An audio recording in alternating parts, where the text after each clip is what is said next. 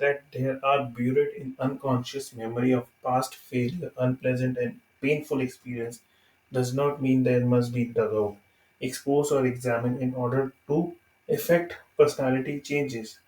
As we have pointed out earlier, all skills learning to be accomplished by trial and error, making a trial, missing the mark, consciously remembering the degree of error, and making correction on the next trial until finally a hit, a successful attempt is accomplished.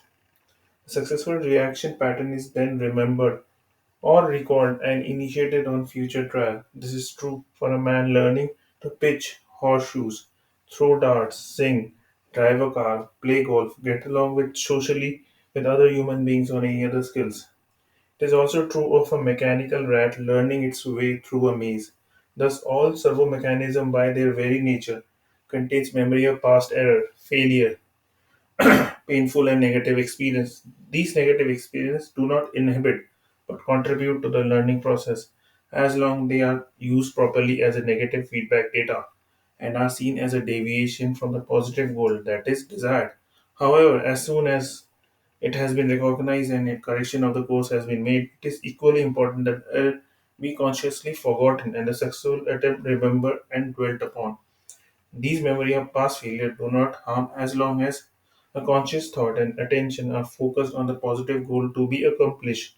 Therefore, it is best to let the sleeping dog's lies, our error, mistakes, failures, and sometimes even our humiliation when necessary step in the learning process. However, they were meant to be means to an end and not an end in themselves. When they were serve their purpose, they should be forgotten. If we consciously dwell on the error or consciously feel guilty about the error and keep berating ourselves because of it, then unwittingly the error or the failure itself become the goal and that is consciously held in the imagination and memory.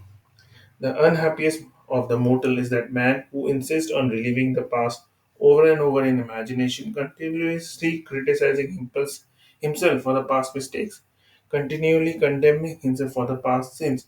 I shall never forget one of my woman patient who tortured herself with her unhappy past so much that she destroyed any chance for unhappiness in the present.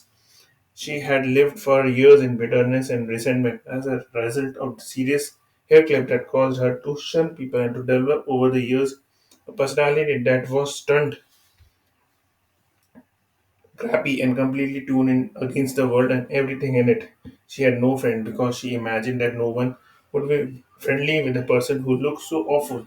She deliberately avoided people or what was consistently aligned people with her soul and defense attitude. Surgery cured her physical problem. She tried to make the adjustment to begin living with people in harmony and friendliness, but found that her past experience kept getting in the way. She felt that despite her new appearance, she could not make friends and be happy because no one would forgive her for what she had done before the operation. She wound up making the same mistake she had done before and was unhappy as ever. She did not really begin to live until she learned to stop condemning herself for what she had been done in the past and to stop reliving in her imagination and all unhappy events that had brought her to my office for surgery. Continually criticizing yourself for the past mistakes and error does not help matter, and on the other hand, tends to perpetuate the very behavior you would change. Memory of the past failures can adversely affect present performance if we dwell on them and foolishly conclude, I failed yesterday, therefore it follows that I will fail again today. However, it does not prove that conscious